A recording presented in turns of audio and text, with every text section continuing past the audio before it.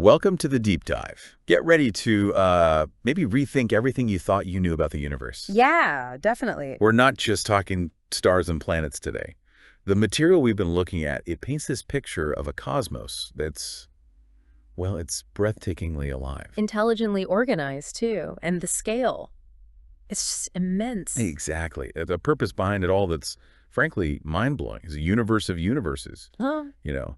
Teeming with personalities, layered realities. And a structure that really hints at some kind of grand design. And maybe the most exciting part for you listening right now is this potential journey, an incredible spiritual ascent that's apparently available even to, well, things like us. That really is the core of it, isn't it? This stack of sources, it gives us this highly detailed account, almost like a cosmic blueprint. A blueprint, yeah. For the structure of this vast creation, the nature of the divine beings behind it, how it's all administered. Right down to the local level. And crucially, it lays out what seems to be a very specific, attainable path for evolutionary creatures. Yeah. Like humans. Okay, so our mission today in this deep dive, let's take this complex, often really surprising picture and really unpack it. Sounds good. We want to understand the nature of those central divine personalities, their relationship to creation. A fundamental connection. Yeah. And explore this elaborate hierarchy that seems to govern everything. But the thread we'll keep pulling on is that potential journey for human beings through this unimaginable cosmos. Following our potential path. We're going to try and pull out the key concepts, the most surprising facts maybe, and the underlying principles that make this whole vision of reality so unique and, honestly, so hopeful. Okay, where shall we start? Maybe with the basic concept of reality itself as they present it. Good idea. Because they make a really significant distinction right off the bat. They do. They talk about undeified reality. Now, this isn't personal. Think of it more like fundamental energies, impersonal values. It even reaches up to something called the unqualified absolute. So the non-personal stuff of the universe. The raw potential, maybe. Exactly. The foundations that don't possess personality or can't be personalized, and that's contrasted really sharply with deified reality. Okay, so what's that? That's the realm of the personal and the potentially personal. It covers all the infinite deity potentials, everything from the most finite, like glimmer of personality, all the way up to the infinite deity absolute. So non-personal foundation versus the realm of personal divine will and potential. You got it. And then there's this other term they use, interassociated reality. Right. Is that where the two kind of meet or interact? It suggests a complex interplay, definitely. And here's where it gets really interesting, I think. The sources point out that matter, mind, and spirit, the core components we think about, they only truly converge on absolute levels. Only on absolute levels. What does that mean for, us? It means that down here, and even on much higher finite levels, these things, matter, mind, spirit, they interact intensely, yeah, but they keep their distinct identities. It's only at the ultimate absolute peak of reality that they become fundamentally one. Fused, you could say. Like element only fusing under extreme conditions. Wow. That's a profound idea right at the start. Yeah. That the pieces only fully merge at the very top. So this huge layered reality, yeah, it has to start somewhere, right?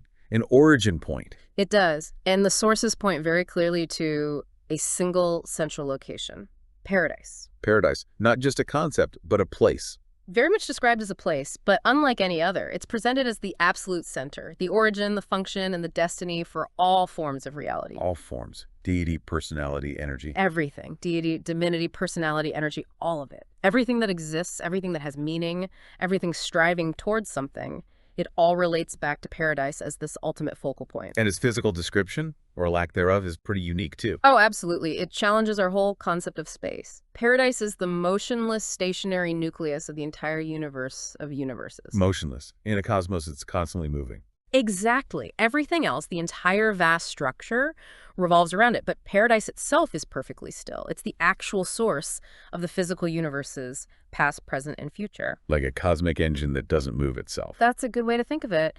But it's also the absolute center for controlling physical gravity, a fundamental anchor. And it has that really personal name too. Yes, the Father's house, because it's the eternal home of the universal Father. That connects the ultimate cosmic center directly to, well, family, relationship. It really does. It shifts it from just being a power source to being a home.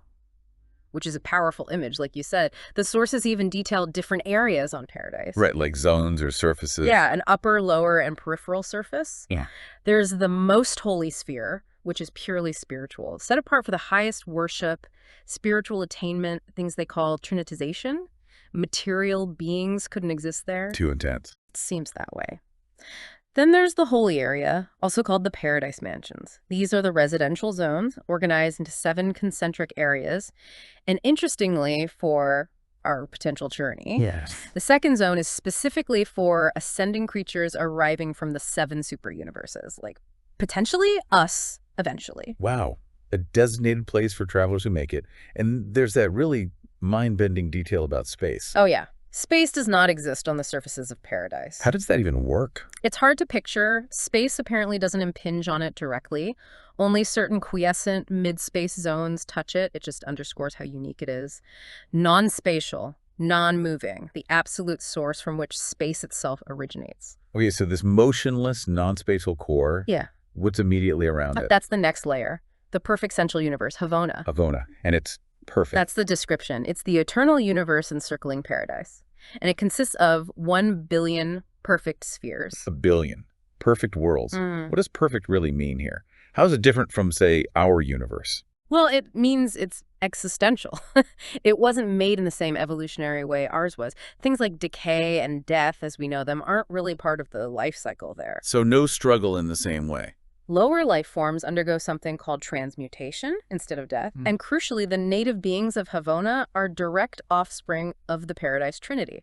They don't have creature parents like we do. Created directly by the highest source. Exactly. They've apparently never known error or rebellion. They're described almost as an attempt to translate an eternal reality into time and space concepts, not created in the finite sense. So, a realm of inherent stability, perfection, directly reflecting the divine. Quite a contrast to our evolutionary experience. A massive contrast, and the concept of time there is also different. Right, you mentioned Havona circuit time. Yes, and they establish a Paradise Havona standard day.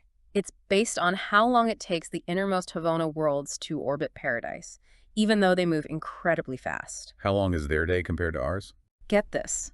1 Paradise Havona day is almost 1,000 years of our Urantia time. Just slightly less. 1,000 years for 1 day. It really puts the scale into perspective, doesn't it? The sources even quote that familiar line, "A day is as 1,000 years with God." It's illustrating this vast difference in time perception. That specific number, though, it makes it feel almost graspable, even though it's huge. And Havona, it's important for our journey, right? For ascending creatures. Absolutely vital. It's highlighted specifically as a worthy goal for ascension candidates. After you make it through the super universes, Havona is the next great destination. It's where the real spiritual training begins. Like graduating to a next level of reality. Exactly. And it's also a place for super finite activities, things beyond our current understanding. It seems to function as a kind of living pattern of perfection, reflecting that perfect father-son spirit partnership. Okay, so paradise at the center, Havona encircling it. Moving further out now, we get to the realms that are more like our own experience. Right. We arrive at the evolutionary universes, which are organized into these massive clusters called super universes. Super universes. And the whole thing, this entire structure we're talking about, it's moving. Yes, the entire universe of universes functions as a single organized space unit, and it's all revolving around that stationary isle of paradise. Everything is in motion except the absolute core. The whole cosmos spinning around that still point. Amazing. And the 7 super universes are essentially gigantic geographic groupings. Each one contains roughly 1/7 of the total organized post-Havona creation. These are the vast, evolving realms. And our little corner of the cosmos is in one of these. That's right. We're located in Orvonton, which is designated as the 7th super universe. And our specific local universe, Nibadan, is apparently one of Orvonton's newer creations. Still very much organizing and evolving. Still under construction, in cosmic terms. You could say that. Are these super universes just like huge volumes of space with stars and galaxies scattered around, or do they have central points, headquarters? Oh, they have very definite structure. The headquarters worlds for the super universe governments and for the administrative levels within them are called architectural spheres. Architectural, meaning they're Built. Literally built. They aren't natural, evolved planets. They're constructed for a specific purpose. They have their own controlled environments, independent light and heat sources. Wow. Artificial worlds on a cosmic scale. Can you give an example? The main one for us would be Uversa, the headquarters of our super universe Orvonton. It's surrounded by other spheres dedicated to advanced spiritual training. A whole capital system. Exactly. And there are similar architectural worlds serving as capitals for the smaller units within the superuniverse, like major sectors and minor sectors. These places are designed to host all sorts of beings, material, morontial. Morontial. Yeah. We'll need to unpack that later. We will. It's that state between material and spiritual. And spiritual beings, too. These headquarters are crossroads. And this isn't the end of the line for cosmic evolution, is it? The sources mention something beyond the 7 superuniverses. No, definitely not the end. They describe outer space levels. Far out beyond the current 7 superuniverses, there are these vast circuits of force and materializing energies that are actively assembling, new creation in progress. So the universe is still expanding, still organizing? Very much so. There's even a huge space zone of comparative quiet, separating the 7 superuniverses from this outer belt of activity, like a buffer zone, hundreds of thousands of light years wide. A massive gap. Yeah, and the sources explicitly talk about the future evolution and organization of these outer space creations. This is where the function of something called God the Sevenfold is expected to expand. It suggests the master universe is still unfolding. The grand plan isn't finished yet. So this incredibly vast, dynamic, layered structure, all centered on a single still point, paradise, with known organized realms like Havona and the superuniverses, and then even vaster areas preparing for future organization. It's almost too much to hold in your head. It really is. The scale is staggering. Okay, let's shift focus now to the beings who inhabit and orchestrate all of this. Starting at the very top, the Paradise Trinity and the primary divine personalities. Right at the absolute apex, the ultimate source, is the being the sources refer to as the Universal Father, also called the first source and center. The Father, is that his actual name? Well, the sources say he's known by countless names across creation, but Father is the name we use. It's a name chosen by creatures based on that relationship concept, us being his children. He apparently reveals himself by his nature, not by a specific name he gives himself. And what is that nature described as? Fundamentally, he's universal spirit and universal person, the supreme personal reality behind all finite creation. He embodies those absolute qualities we associate with God: omnipresence, omnipotence, omniscience. Everywhere, all-powerful, all-knowing. Yes, and his presence is described as actively patrolling the master universe, like a light from which nothing is hidden. How does an infinite being like that actually interact with tiny, finite creatures like us? Directly through what's called his personality circuit. It connects him to all will creatures. But maybe the most profound personal contact outside of paradise itself is through his fragmented entities. Fragmented entities? Yeah, specifically the indwelling spirit that resides within the minds of mortal beings like humans. This is the thought adjuster, sometimes called the mystery monitor. The adjuster. It's described as a pre-personal fragment of the Universal Father himself. This divine spark within us fosters the growth of the immortal soul. So God isn't just out there, he's literally within us. That's the core message here. He lives within the creature, not far off, but intimately present. That changes everything. What about God's power? That phrase, with God all things are possible. The sources tackle that. They say, yes, it's literally true, but it has to be understood within the bounds of what's consistent with his divine nature. Ah, okay. So not arbitrary magic, but purposeful action. Exactly. His actions are always described as purposeful, intelligent, wise, kind, and always considering the best good for the whole creation, not just one person or one planet. Even if, from our tiny viewpoint, it doesn't always look that way immediately. It's a big perspective shift. And they also correct some common human ideas about God's emotions, right? Like anger. Yes, very explicitly. God is described as incapable of wrath and anger as we understand them. Those human emotions are seen as completely foreign to his perfect nature. So picturing an angry God is a misunderstanding. According to these sources, yes. Much of that misunderstanding, particularly on our world, Urantia, is attributed to the fallout from things like the Lucifer Rebellion misrepresentations, basically. Okay, what about God's will? Is it absolute? He's described as the being of absolute self-determination. His free will is conditioned only by his own perfect attributes, his eternal nature. He's limited in his creative acts only by his own inherent goodness and infinite wisdom. Which is why the central universe, Havona, is perfect.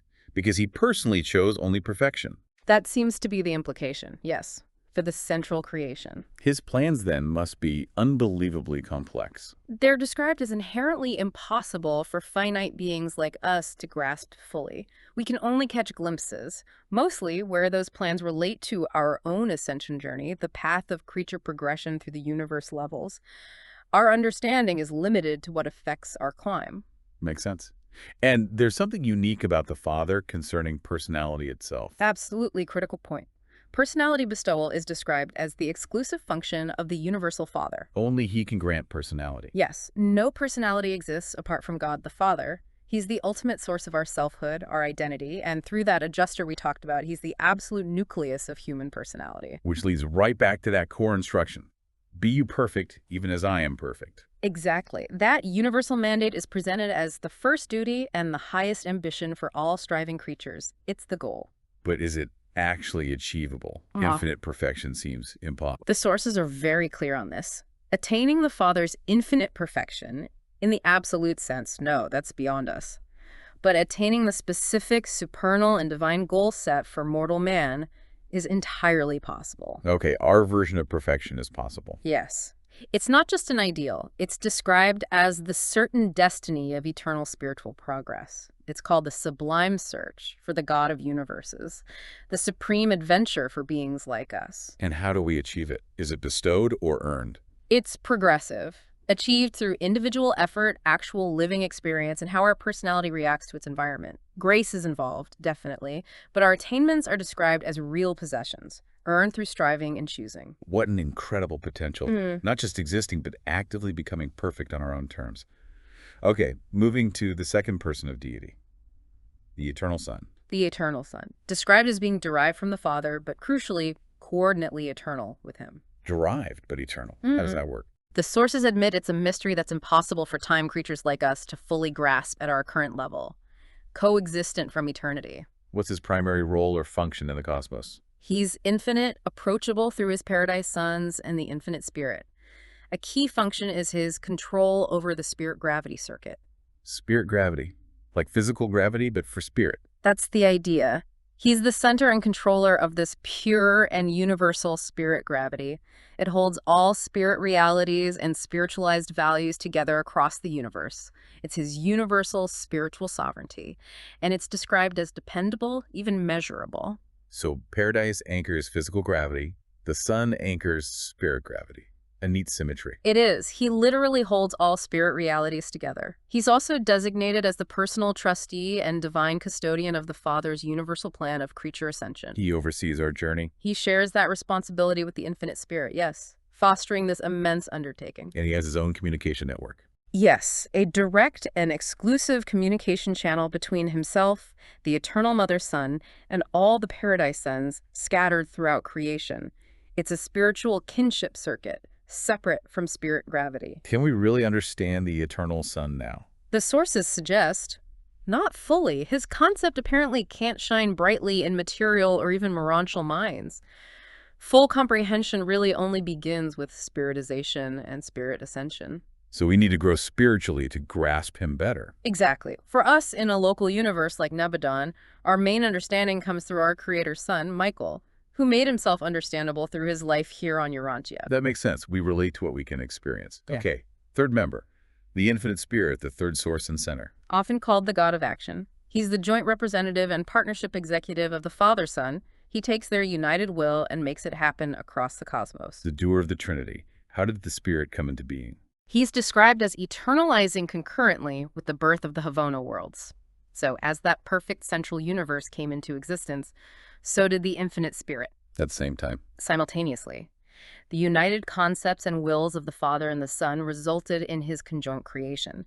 That makes him the conjoint creator with them, especially regarding Havona and descending life. What are his main roles? What does he do? Oh, a lot. He's an omnipresent spiritual influence, the ancestor of beings who control power, the activator of cosmic forces, and importantly, the source of intellect endowment in creatures. The source of mind. Well, the source of absolute mind, the infinite intelligence. And cosmic mind, which is mind not quite like ours, not directly tied to energy or spirit in the same way, is inherent in him.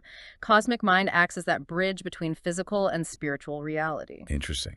And like the others, he's everywhere, eternal. Pervades all space, indwells eternity, perfect and changeless, and he's the effective agent for drawing truth-loving souls towards the Father and Son. What about his powers? Anything Yeah. specific mentioned? Powers beyond our grasp, but one specific ability highlighted is that he can transcend force and neutralize energy. Neutralize energy, what? Yeah, quite remarkable. And then there's that mysterious universe reflectivity. Right, reflectivity, what is that? It's described as a secret of God the Spirit.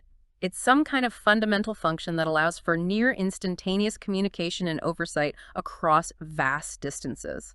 Absolutely critical for managing the universe and the ascension plan.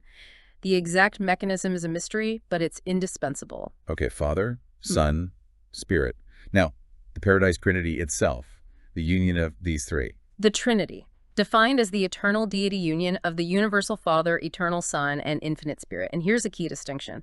The Trinity is existential in actuality. Existential, meaning Right. it just is. Fully formed, eternally. Exactly. It exists perfectly and completely from eternity. In contrast, all the potentials that arise from this union are experiential. They become actualized through cosmic experience, through events unfolding in time and space. So the Trinity is the eternal foundation, and other aspects of godhood emerge from experience. Precisely.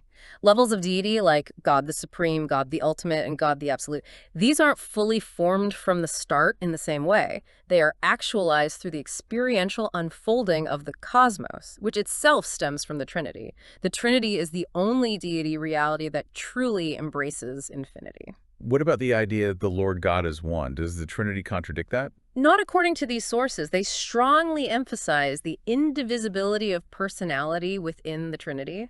Their unity is so perfect, so absolute, that divine reality is known by its oneness. So, three persons, but one indivisible reality. That's the concept. This indivisibility doesn't stop the Father's Spirit from dwelling within us, just like a human father's indivisible personality doesn't stop him having children. Okay. And the Trinity has overall functions. Yes, huge ones. It functions universally in creation, control, evolution, revelation, ministration, restoration, rehabilitation. It's the ultimate power behind the whole cosmic show. An incredible picture of the highest divine reality and the basic structure of the cosmos. Infinite, personal God connected right into the machinery of the universe. Okay, let's shift gears slightly. How is this immense creation actually run? Let's talk universal administration and hierarchy. Right. The sources make it clear there's a vast number and variety of beings involved in serving and functioning throughout this master universe. Not just the Trinity and a few angels, then. Oh, far from it. They refer to classification systems like the Uversa Personality Register, which apparently lists countless orders of beings. Can you give us a feel for the major categories? What kind of beings are we talking about? Well, Uversa Register groups them broadly. You've got central and super universe beings, then local universe beings. You have the different orders of the sons of God, both those who descend from paradise and those who ascend from worlds like ours, then various universe aids, and the many orders of ministering spirits. Angels and such. Exactly. And each of those is just a broad category containing many, many specific types.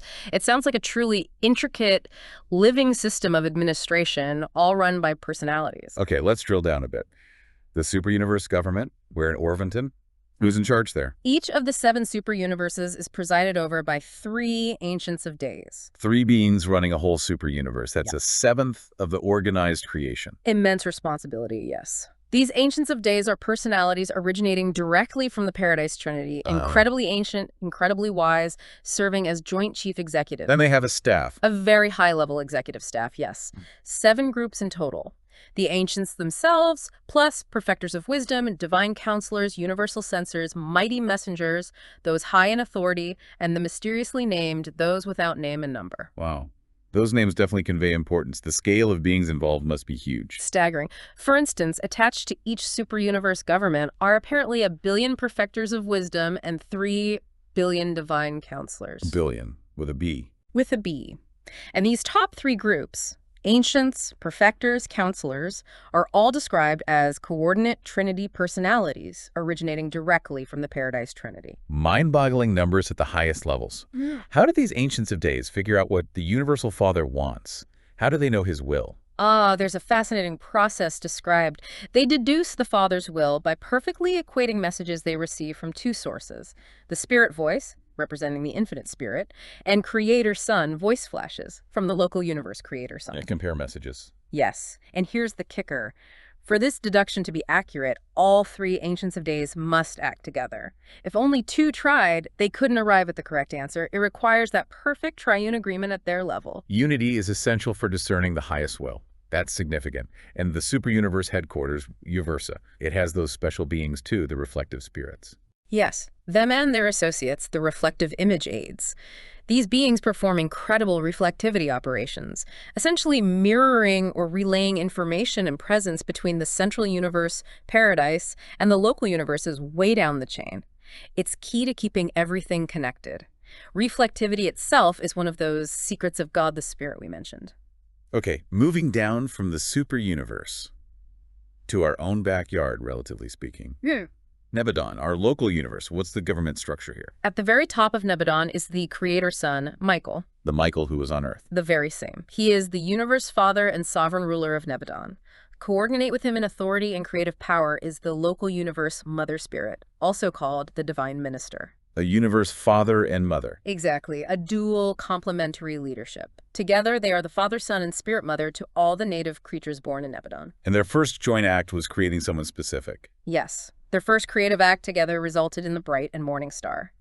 In our universe, Nebadon, this being is named Gabriel.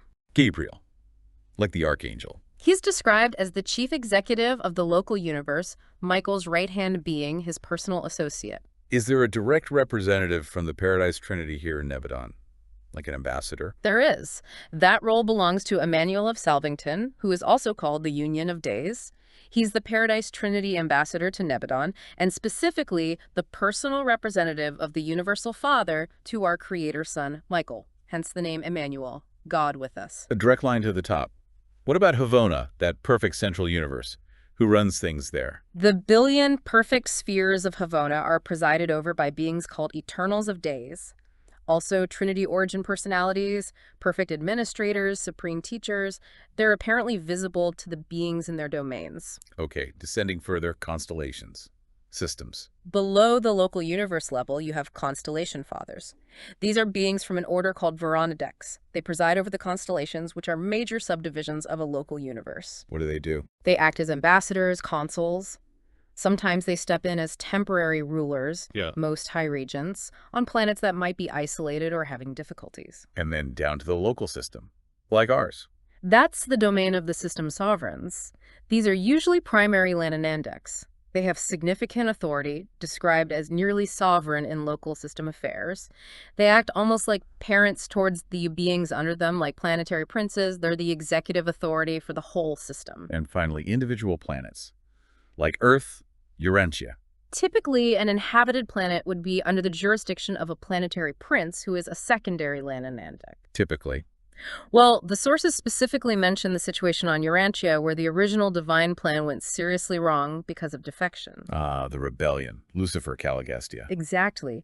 Referring to the rebellion led by Lucifer and the betrayal by Urantia's assigned planetary prince Caligastia, that significantly disrupted the intended administration here. So our planet's history is unusual in that respect. Very much so, according to this material. Beyond these direct administrators, are there other specialized beings playing key roles? Oh, absolutely. Many types. We should mention the Melchizedeks. They're a fascinating, versatile order in the local universe, often called the eldest sons. What's their role? They do regular administrative work, but they're known for extensive voluntary service, too. They run autonomous organizations for universe intelligence gathering, effectively patrolling and keeping watch. Very important advisors and emergency actors. And the life carriers, they sound crucial. Absolutely fundamental for worlds like ours. They are the ones responsible for initiating, distributing, and safeguarding life on evolutionary planets. They design and implement the life patterns according to approved cosmic formulas. They literally bring life to worlds. That's the picture. And they don't just start it and leave, they continue to assist planets during their settled ages. And these lower levels, systems and constellations, they also have those architectural spheres, like Uversa. Yes, they do. In Nebadon, there's the Selvington Cluster, the universe headquarters. Within that, the Melchizedeks have their own headquarters and a vast university complex on hundreds of spheres. A university for cosmic beings. Apparently so. And then, really important for our journey, there's the Jerusalem Cluster. That's the capital of our local system, Cetania. And crucially, it includes the mansion worlds. The mansion worlds, Yeah. the first stop after death. Exactly. Man's first post-mortal residence, according to these sources. Okay, this paints an incredible picture. A vast, organized, personal administration stretching from paradise right down to individual planets, with specialized beings handling everything from life implantation to cosmic law. Now, let's get to the real heart of it for the listener. What does all this mean for us, for creatures like you and me? Let's talk the journey of the creature, evolutionary mortals. Right. This is where this immense cosmic structure connects directly to your personal experience, your potential future. We are described, quite bluntly, as animal origin children of time, material sons of space. Animal origin. The sources acknowledge our evolutionary beginnings. Explicitly. Yeah. They detail the long biological path, from lemur-like ancestors through mammals, primates. They even name the first humans. Yes, Andon and Fonta, named as the first beings to emerge with distinctly human characteristics, the capacity for worship and wisdom that made them truly human. And this biological evolution, it's met by something divine, isn't it? That's the key. That is the pivotal point. When a species like ours reaches a certain stage of development, particularly the ability to make moral choices and recognize divinity, it becomes eligible for the indwelling gift of the Father. A thought adjuster again. The thought adjuster, the mystery monitor. That pre-personal fragment of God himself comes to reside within the mind of every normal human child capable of moral choice. Living inside our minds. And it's described as the adjuster nucleus of human personality, the divine core around which our selfhood potentially crystallizes. And its purpose. Why is it there? Its primary mission inside us is to foster the evolution of the immortal soul. The soul. It grows. It's not just something we have. It's presented as an actual evolving entity, a new reality born from the union of the human mind's choices, especially our moral decisions, our spiritual reaching with the divine influence of the adjuster. The soul is the vehicle for survival. And because we have this adjuster, We are considered spiritual sons of God, directly connected to the Father's personality circuit, children of the highest. even though we start from animal origins, Even so, that connection elevates us. It brings us back to the Father as the source of personality itself. right? Personality is his exclusive gift. Yes, that core of identity, self-awareness, self-will, the ability to know and be known, the capacity for relationship, it's a unique, priceless endowment from the Father. So we start as animals, biologically speaking, but we're uplifted by this divine spark inside us, helping us build an immortal soul, connecting us personally to the ultimate source.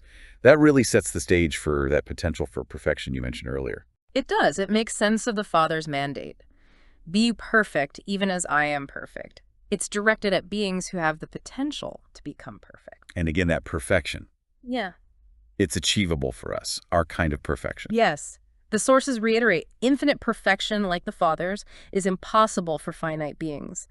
But attaining the specific supernal and divine goal set for mortal man is entirely possible. It's not just a nice idea, it's presented as an achievable destiny. How? Is it just given to us if we believe? No, it's described as a progressive acquirement. It comes from individual effort, from real lived experience, how our personality chooses and reacts within its environment. So our choices, our struggles, our growth in this life really matter eternally. Fundamentally, divine grace is absolutely part of the picture, but the creature's attainments, the growth achieved, are described as real possessions, earned through choosing truth, beauty, goodness, through striving towards the divine will. This really elevates the significance of our lives here. Okay, let's trace the path, the ascension plan, the actual journey through the cosmos. Right. The universe, in this view, is basically a giant school, a place designed for progressive transformations, leading creatures step by step towards divine perfection. Where does this incredible journey begin? It starts right here, on the planets of space, like our own Urantia. This is the nursery, the initial testing ground for the mortal will. Okay, and after this life, Assuming we graduate. assuming survival, which depends on that soul growth and potential fusion with the adjuster. You then pass through the Urantia worlds. Urantia, that intermediate state again. Exactly. This phase includes the 7 mansion worlds associated with Jerusalem, the system capital we mentioned. These are explicitly called man's first post-mortal residence, what many might think of as heaven. The first heaven, maybe, but not the final destination. Definitely not final, just the first major stop after physical death. Death itself is seen merely as the procedure to escape the limits of time and the physical body, allowing the surviving personality to strike spiritual step with eternity. So, what happens on these mansion worlds? It's a crucial transition period. You shed the purely material existence and enter this Urantia state, a reality bridging material and spiritual. You get fundamental universe education, psychological adjustments, healing from the traumas of mortal life, and begin the long process of Urantia transformation. Think of it as spiritual kindergarten in elementary school, learning the basics of the next phase of life. Fascinating. So after the local system, Jerusalem, the mansion worlds, where next? The journey continues upward. You ascend through the spirit universes. That means progressing through the administration of your local universe, then the minor sector, the major sector, and finally the super universe itself. Our super universe, or Vantan. Exactly. Training continues on those huge architectural spheres like Urantia, the constellation capital, and ultimately Uversa, the super universe capital. This involves much more advanced intellectual, moral, and spiritual development. Like going from elementary school to university. That's a good analogy. You attain different levels of spirit status as you successfully navigate each stage. Minor sector graduate, major sector graduate, super universe graduate. Okay, so after graduating from the super universe level, what's the next major stage? This is getting really high up now. Now you're ready to traverse the Havona spheres, that perfect central universe with its billion worlds. Back to Havona. Yes. And this is where spiritual education begins. In reality, in earnest, you journey through those billion perfect spheres, usually across 7 circuits, receiving profound spiritual training. What state are you in when you arrive in Havona? Are you perfect then? Interestingly, no. The sources say you arrive in Havona having achieved only one specific type of perfection: perfection of purpose. Perfection of purpose, meaning you're absolutely committed. Your faith has been tested through the long, long climb through the super universe, and it's proven absolutely solid, disappointment-proof. Your desire to find God and be like him is unwavering. That steadfastness of faith is what gets you into Havona. So Havona is where that perfected purpose meets ultimate spiritual reality. Seems so. It's the final proving ground before the ultimate goal. And during that journey through Havona, specifically upon reaching the innermost circuit of spheres, the pilgrim achieves the supreme goal. Which is? They find God, the universal Father. They actually attain his personal presence. Wow. You actually stand before the source of everything. That is the description, the culmination of that sublime search that started way back on a material planet. And after finding God. You attain paradise itself. You arrive on a specific receiving world in Havona and then experience an eternal resurrection or repersonalization on paradise. A final transformation into a perfected spirit being. And even then, paradise is still new. Apparently so. Even after that incredibly long preparation, paradise is described as being strange, new, different from anything experienced before. A whole new level of reality opens up. And is that the end? You've arrived? Not quite the end of the journey, but perhaps the end of the ascent. The final step described for these perfected mortals is being mustered into the primary core of the finality. The core of the finality. What's that? It's described as the 6th stage of spirit existence, a vast group, a destiny core, composed of perfected ascending beings like former mortals. Once they join, they are on eternal assignment. Doing what? That's the big mystery. They await the next, as yet undisclosed assignment of universe service. Their unique, incredibly long training through mortal, Urantia, and spirit stages presumably qualifies them for some sublime future work, maybe even related to those outer space levels we talked about.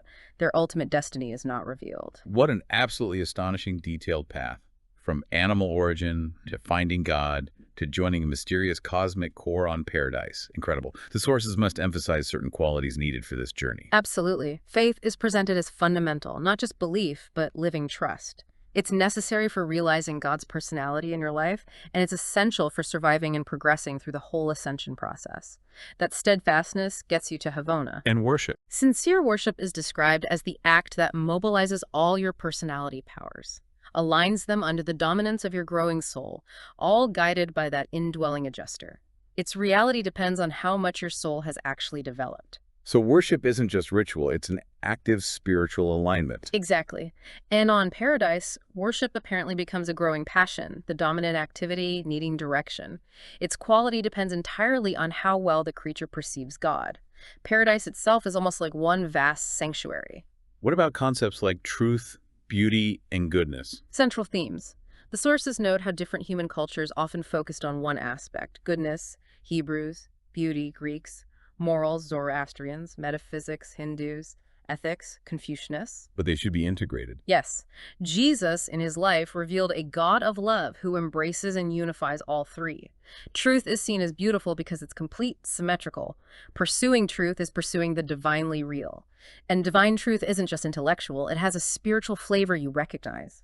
Virtue is righteousness, living in harmony with the cosmos, a progressive experience. And God's own core qualities: love, mercy, justice. How do they play out? God's goodness is rooted in his free will to love, show mercy, patience, forgiveness. Divine mercy gets a really interesting description. The fairness technique. A technique. Yeah, an adjustment balancing the levels of perfection and imperfection across the universe. It's the justice of the supreme being, adapted for evolving, imperfect creatures like us. It's not against justice, but an understanding interpretation of its strict demands. So mercy allows for growth and imperfection within a just system. That's the idea. God is kind even to sinners. Rebels who repent are mercifully received. And significantly, when humans show mercy and forbearance, it's presented as direct evidence that God's Spirit, the adjuster, is dwelling within them. Wow. Our own capacity for mercy reflects the divine within. These aren't just abstract ideas then, but active principles shaping the universe and our journey. Are mortals the only ones who can make this ascent to paradise and join the finality core? No, not exclusively. The sources mention the material suns, like the planetary atoms, Atom on Urantia, for example. If they're delayed in their mission or fail partially, they might subsequently join the stream of ascending pilgrims on their way to paradise and the core of the finality. So Adam might be on the path alongside us. Potentially, yes.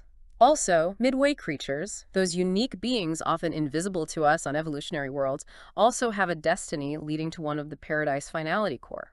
Secondary midwayers, for instance, eventually fuse with adjusters and join the mortal finaliter core.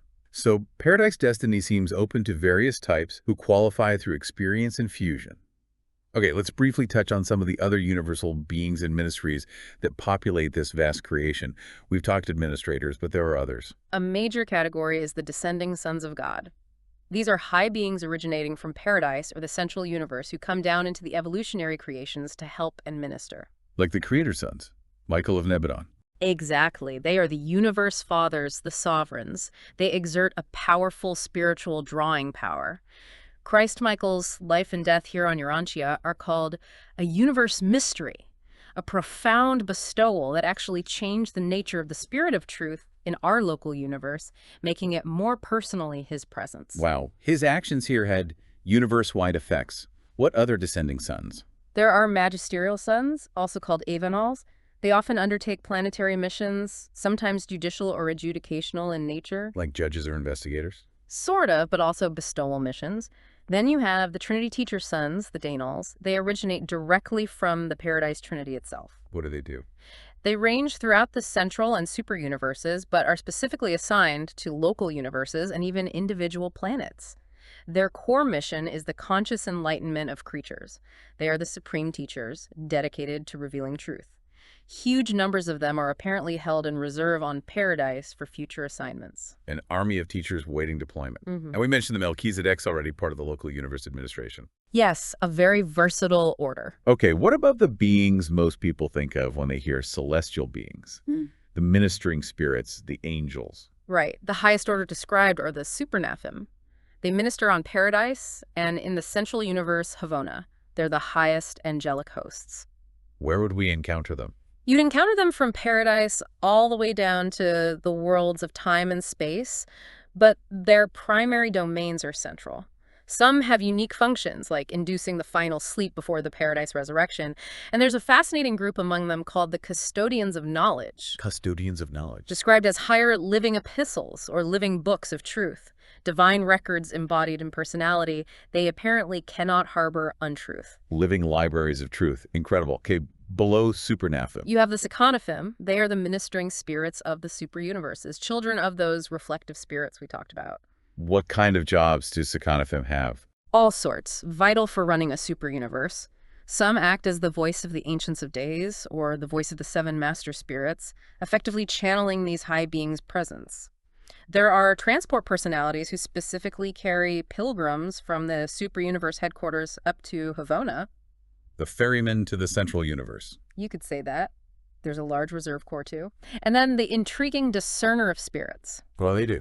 They can apparently reflect the true motive, purpose, and inner nature of any individual, regardless of outward appearances or attempts to deceive, like a perfect truth detector. Very useful in universe administration, I imagine. And finally, the angels closest to us. The seraphim. These are the ministering spirits of the local universes, like Nebadon. They actually originate on the constellation headquarters worlds. And they work directly with planets like ours. Yes. They undergo extensive training, often starting as observers right here on evolutionary worlds, learning about the challenges we face. Do they have specific assignments, like guardian angels? Exactly. That's a key role. The Destiny Guardians are a specific order of seraphim assigned to mortals. They are described as the surest seraphic passport to paradise, sticking with the charges through thick and thin. Our personal guides and protectors. That's the idea. Other orders include court advisors who work with universe tribunals to make sure justice is balanced with mercy. Often they work alongside ascending mortals who serve as high commissioners. Ascenders helping administer justice. Yes. There are also planetary helpers, like the Spirits of Brotherhood, who try to foster racial harmony, though their work on Urantia was complicated by the Adamic default. And of course, transporters who carry pilgrims between worlds and systems within the local universe. So there are transporters at different levels. Seems so. And seraphim have associates, too. Right. Cherubim and seraphim. Yes, described as seraphic associates, often working closely with the seraphim, almost like assistants or partners. Okay, beyond the main administrative lines and the angelic hosts, any other really unique types of beings mentioned? Several stand out. Solitary messengers. These are Trinity origin beings known for almost unbelievable speed. They can apparently travel directly between superuniverse headquarters, bypassing all the normal circuits. Cosmic shortcuts. Pretty much. Then there are the gravity messengers. Really fascinating. They come from a place called Divinington, near Paradise, and are described as modified and personalized adjusters. Personalized adjusters, like our thought adjusters, but with full personality. That seems to be the concept. Highly personal, divine, intelligent beings who understand time-space travel perfectly. They can use any energy circuit, any gravity. Well, no, they do. They are specifically attached to the finaliter companies, those groups of perfected mortals on Paradise. They develop a deep affection and partnership with the glorified finaliters they serve alongside. Wow, a reunion of sorts between the moral path and the adjuster principle, but on a higher level. Amazing. What about beings focused on understanding the rules of the universe? That would be the technical advisors. These are actually ascendant spirits, beings who've made the journey up to Paradise and received specialized training there. What's their expertise? They counsel on legal usages and the interpretation of physical, mental, and spiritual laws throughout the universe. They even try to figure out the technique of the ultimate, trying to understand how reality works beyond the super universe level, cosmic lawyers and physicists combined. Studying the deepest rules of the game. Any other universe aids we should mention? From local universe origin, you have beings like the brilliant evening stars. They accompany the Avenal Bestowal Sons on missions. One was with Michael here on Urantia. There are archangels, most high assistants, those high commissioners we mentioned, spirit-fused ascenders, different from adjuster-fused finaliters, serving on worlds where adjusters might be temporary. Celestial overseers, and critically for us, the mansion world teachers who guide newly arrived mortals. The teachers in that first afterlife school. Exactly. And we shouldn't forget the beings managing the nuts and bolts, the universe power directors and controllers. They handle physical energy, power grids, energy transmission across the superuniverses, keeping the lights on, cosmically speaking. It's just an unbelievable ecosystem of beings, isn't it? So diverse, so specialized, all seemingly working together. Okay, let's try to bring some threads together in our final section. Let's talk about universal principles, energies, and the ultimate nature of God as revealed in all this. Right. We've seen that the universe isn't just running on autopilot. Those immense power currents, spirit energy circuits, they're under intelligent supervision by beings like universe circuit supervisors. And gravity is key. Physical and spirit gravity. Two fundamental forces. Physical gravity centered absolutely on the Isle of Paradise, managed by power directors and centers, and spirit gravity centered absolutely in the eternal sun, holding all spiritual realities together. How does energy itself work? Is it just there? No, it's dynamic. The sources describe energy segregation, then its mobilization into vast systems like nebulae by specialized paradise force organizers, and its constant transformation. There are different kinds of physical energy and complex techniques used by beings to manipulate it. In space itself, is it just emptiness? Not exactly. There's pervaded space with organized energy and unpervaded space. The universe undergoes vast contraction and expansion cycles with relatively quiescent zones in between. The unqualified absolute seems limited to space. And remember that core principle: nothing is stationary except paradise. Constant motion around a still center. That seems fundamental. How do mind, spirit, and personality fit together in this grand scheme? Mind is described as energy associated in material beings like us, and spirit associated in purely spiritual beings. But humans are unique. Our minds are associated with both energy and spirit. Bridging the gap? In a way, yes. The spiritual parts of our mind respond to the sun's spirit gravity. The material parts respond to physical gravity. And cosmic mind acts as that intermediary between the purely physical and purely spiritual poles of reality. And deity itself. How does it relate to mind and spirit? Total deity reality isn't just mind or just spirit. It's described as spirit mind. Mind and spirit unified by personality. The absolute extremes of spirit and material reality ultimately find their meeting point or convergence in the universal Father. And as we keep saying, personality itself is that unique, exclusive gift from the Father. Okay. So trying to synthesize everything we've covered, what's the ultimate picture of the nature of God that emerges from these sources? God is revealed everywhere throughout the cosmos. His presence pervades everything. But the cosmos itself, vast as it is, cannot contain or fully express his infinity. He's bigger than the universe. Infinitely so. And his relationship with creatures is presented as profoundly intimate, personal. The Father lives in the child. God is always with us, the guiding spirit within. Immanent, not just transcendent. Exactly. He's discovered in our experience in two main ways: as a loving person when we relate to other personalities, and as personal love when we engage with the spiritual world. In genuine religious experience, he's both at once. And how do we find him? Can we search him out? Here's a powerful insight from the sources. You cannot find God by merely searching intellectually or physically, by just looking out there. So, Alf. Rather, it's through submission to the leading of the indwelling spirit, the adjuster. That inner guidance it followed leads you unerringly towards finding God by becoming more and more like him. The journey inward leads outward and upward. Becoming like him is finding him. And this vision includes those experiential deities too, beyond the Trinity. Yes, there's God the Sevenfold, functioning in the super-universes now, maybe expanding to outer space later. There's God the Supreme, who isn't fully existent yet, but is progressively evolving as the universe evolves. His reality becomes understandable to finite beings like us through our collective experience. So the Supreme grows. That's the concept. Then there's God the Ultimate, representing personal deity on even higher absonite levels, understandable to beings on that level. And God the Absolute, representing the focalization of reality values beyond even the ultimate. The key is that the supreme ultimate and absolute are progressively actualized through the unfolding experience of the cosmos, all stemming from the eternally existential paradise trinity. Okay. Trying to wrap my mind around this immense tapestry. We have a cosmos that's layered, dynamic, full of purpose, run by an unbelievably vast and diverse family of personal beings, all centered on a triune, infinite Godhead. And that ultimate reality reaches right down, extends a profoundly personal connection to creatures like us through that indwelling divine fragment, The adjuster. setting us on a potential path of perfection, a journey of becoming. It's a vision that connects the absolute center of everything, paradise and the highest divine beings, directly to our own inner spiritual life and our potential journey outward and upward.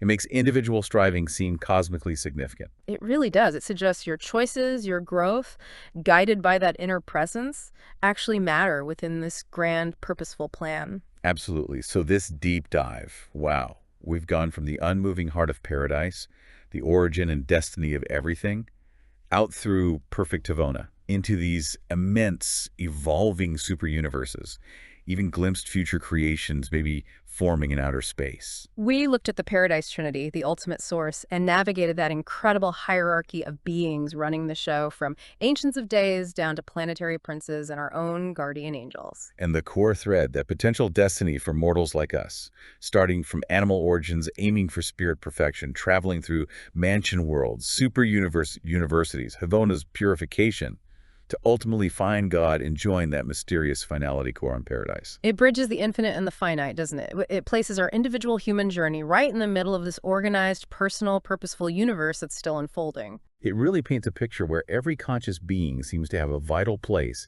and an incredible achievable potential. So, maybe the thought to leave listeners with is this.